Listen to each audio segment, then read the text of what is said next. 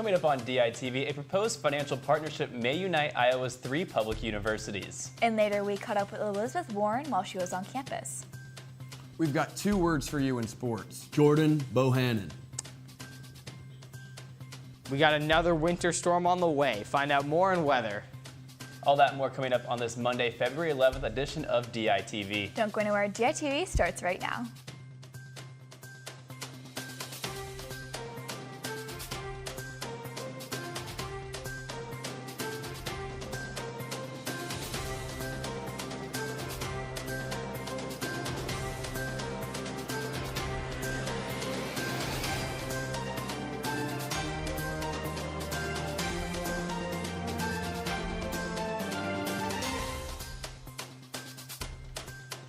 Good morning and thank you for tuning in. I'm Noah Gowdy. And I'm Susanna Closter.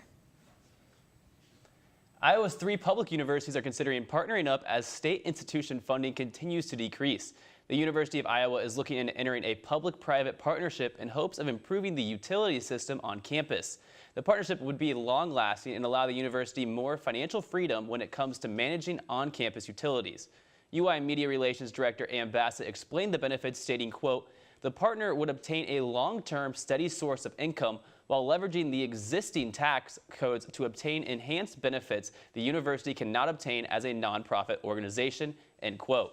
The extra funds are expected to be put towards turning the university coal-free and investing in more sustainable fuel options. The partnership is not yet official, but if it is formed, extra resources would become available in July of 2020. This past Saturday, Elizabeth Warren announced she is running for president in 2020. Warren came to Iowa City last night, and I was there to give you more on the beginning of her campaign. Elizabeth Warren, Democratic senator from Massachusetts, officially announced her candidacy for president in the 2020 election, and Iowa City was among some of her first stops in her campaign. Senator Warren greeted supporters at the Iowa Memorial Union Sunday night, and being on a college campus, one of her main points was geared towards students. The difference between when I grew up and my opportunity to go to school that cost $50 a semester and what's happening today in America is about a series of decisions that get made by our government. And it's a series of decisions to favor the rich and the powerful over everyone else. Warren's message resonated well among students. She said that just because she was going to advocate for these things as a president didn't mean that she was still not going to be doing stuff as a senator right now, which I thought was very important to me. Warren, for me, just speaks levels of inclusiveness and diversity and bringing in that change that we need. So I'm really looking to get involved and do what I can to help make change. For now, Warren joins 11 other Democrats on the campaign trail to the presidential election in 2020.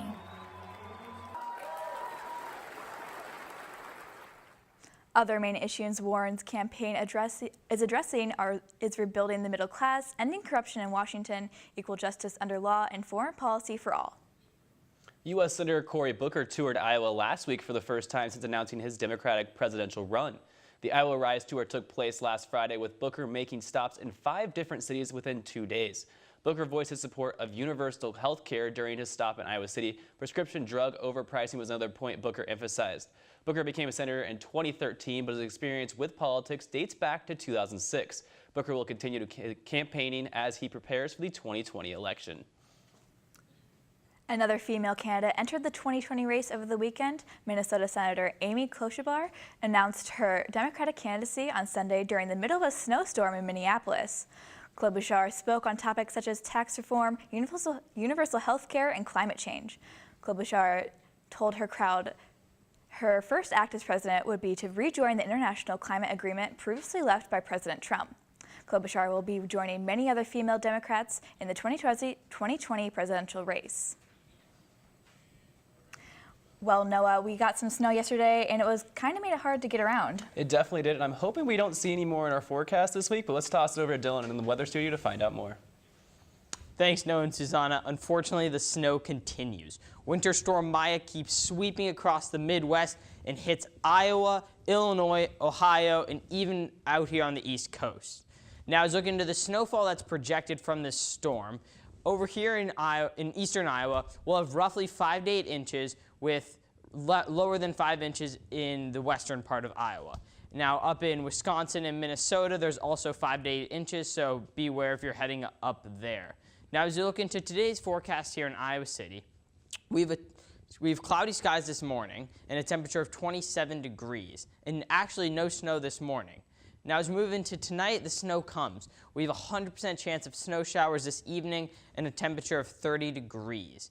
Now, as we look into extended 5-day forecast for the week, like I mentioned today, 100% chance of snow tonight, with our high today coming to around 31 degrees and our low at 28.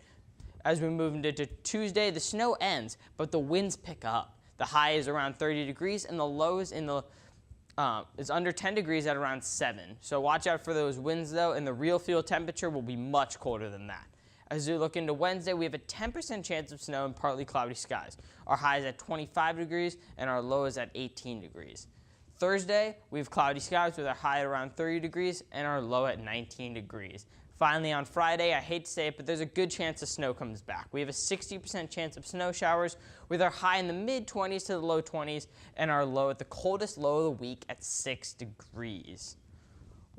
Well, as you can see, we got some snow coming back, unfortunately, but we do have some nice temperatures towards the middle of the week, so hopefully it'll be good there. Noah and Susanna, back to you guys at the desk. After 22 years of teaching at the University of Iowa, Director of Orchestral Studies William Laurel Jones will be retiring at the end of the spring semester. Jones' long history with music began while he was a college student. Himself, Jones originally went to school for electrical engineering but lost interest. Jones joined the school band with little experience, stating, quote, "I really didn't play an instrument and never taken a lesson. The band director encouraged me to start taking some courses, so I continued for a master's, went to New York, and studied at Juilliard," end quote. Jones came to the UI in 1997 after founding the Greater Twin City Youth Symphonies, conducting the Bloomington Symphony, and playing bassoon in the Minnesota Orchestra. Jones now conducts the Ottumwa Symphony Orchestra and is the national president of the American String Teachers Association. A current Iowa court case could change the way First Amendment rights are handled on campus. Senate Study Bill 1099 would rule all areas on campus as a traditional public forum, allowing all expression protected under the First Amendment. The bill would eliminate on-campus safe speech zones, and public speakers would gain additional protection while visiting. Additionally, the bill contains changes regarding how universities handle student group conduct. The court case that kicked off the bill involved the university. A student accused the UI of not applying its human rights policy correctly after being removed from a Christian organization for his sexuality. The organization was disbanded in 2017. Now, Susanna, men's basketball was back in action at Carver last night. And I heard it was a pretty exciting game. Let's toss it over to Declan and Cade in the sports studio for more. It was exciting indeed, guys. Iowa took on Northwestern last night, and normally we'd show you a couple highlights from the game. But there's really only one play worth showing you. Iowa was down by 2 with 3 seconds left on the clock when Joe Wieskamp threw in the pass to Jordan Bohannon, who hits the 3 of all threes to give Iowa the W.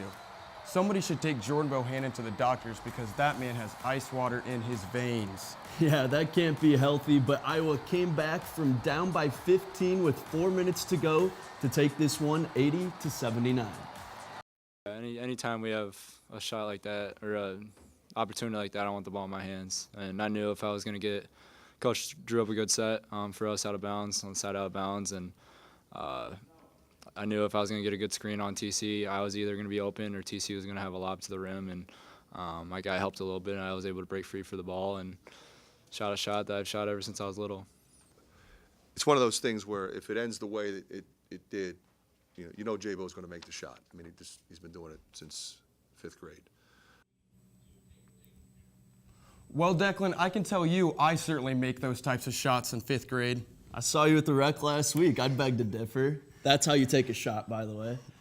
Well, J-Bo stole the show this weekend, but there was some other exciting news in Hawkeye football. Yeah, that's right. It was announced the University of Iowa Athletics Director Gary Barta will serve on the College Football Playoff Selection Committee. And Barta is ready to represent the Big Ten in his new role. I look forward to the fact that it is a challenge to pick the best 4 and ultimately, rank the top 25 and fill those other bowls. I look forward to the challenge, and I enjoy the sport, and I want to make sure that what little part I can play to make sure that the matchups are, give us the best chance to have a great championship. Now, Gary, if you're watching this, I wouldn't be opposed to you trying to get Iowa into the college football playoff. But one team who doesn't need any help getting into postseason play is Iowa Wrestling, who manhandled Maryland this weekend. That's right. Iowa fans had a lot to cheer for on Friday night. Maryland never really stood a chance as the number 3 ranked Hawkeyes went head-to-head with the winless Terrapins. Iowa posted 4 pins, 2 tech falls, and 2 majors. The Hawks dominated Maryland 48-0. It's never as easy as it looks, and our guys made a lot of those matches look easy, but came out and set the tone of the match.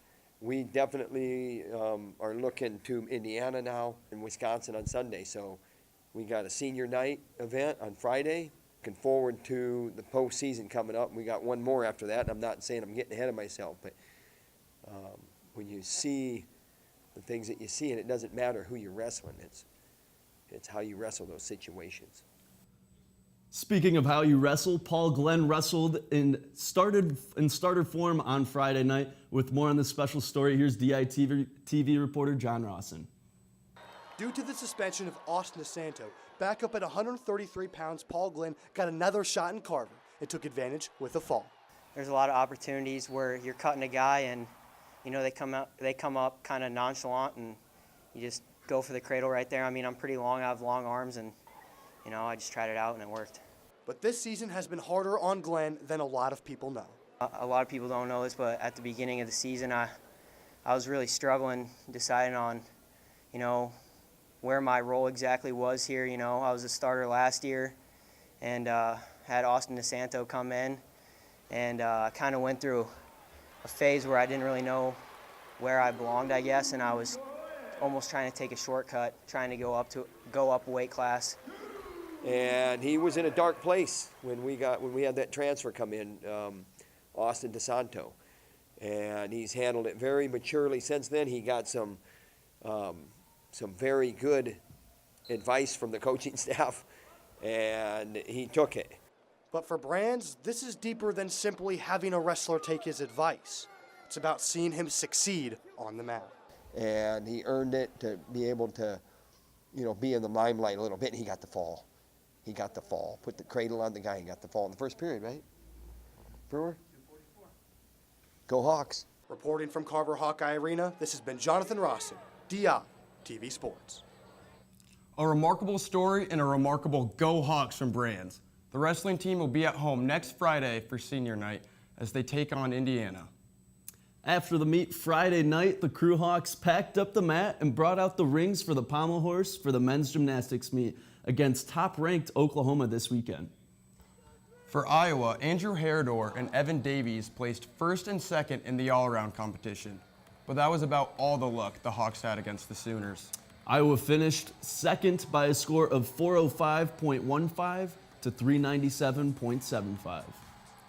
That's it from us on the sports studio. Come back tomorrow to see what we have served up at the Tennis and Recreation Center. Noah and Susanna, we're serving it back to you. Last night, the 61st annual Grammys took place, and the event was full of stars and even had a guest appearance from former First Lady Michelle Obama. The album of the year went to Casey Musgraves for her country album Golden Hour. Artists Lady Gaga and Childish Gambino both walked away with 2 awards, and this year's Grammys was also made history as the first time a hip-hop song has won a Record of the Year. And that's all we have for you today. My name is Noah Gowdy. And I'm Susanna Kloster. Have a great day, Iowa City.